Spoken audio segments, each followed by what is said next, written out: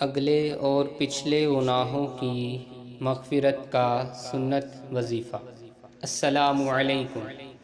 انسان سے بہت سے گناہ سرزد ہو جاتے ہیں، کچھ کے بارے میں اسے معلوم ہوتا ہے، کچھ کے متعلق وہ نہیں جان پاتا۔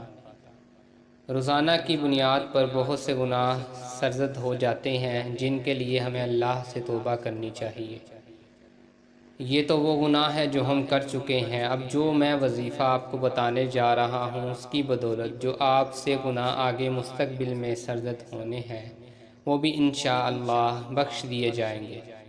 نبی کریم صلی اللہ علیہ وسلم یہ دعا کرتے تھے: اللہم اغفر لی خطیئتی وجہلی واسرافی فی امری کلہ وما انت اعلم بہ منی اللہم اغفر لی خطایای وعمدی وجہلی وہزلی وکل ذالک عندی اللہم اغفر لی ما قدمت وما اخرت وما اسررت وما اعلنت انت المقدم وانت المؤخر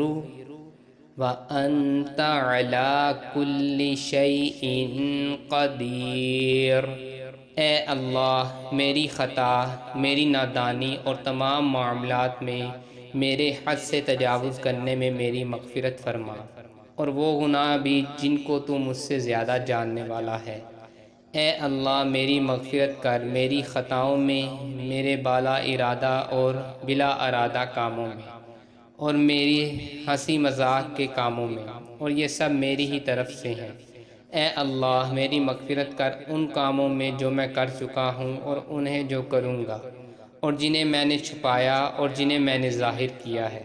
تو سب سے پہلے ہے اور تو ہی سب سے بعد میں ہے، اور تو ہر چیز پر قدرت رکھنے والا ہے۔ صحیح بخاری حدیث نمبر 6398۔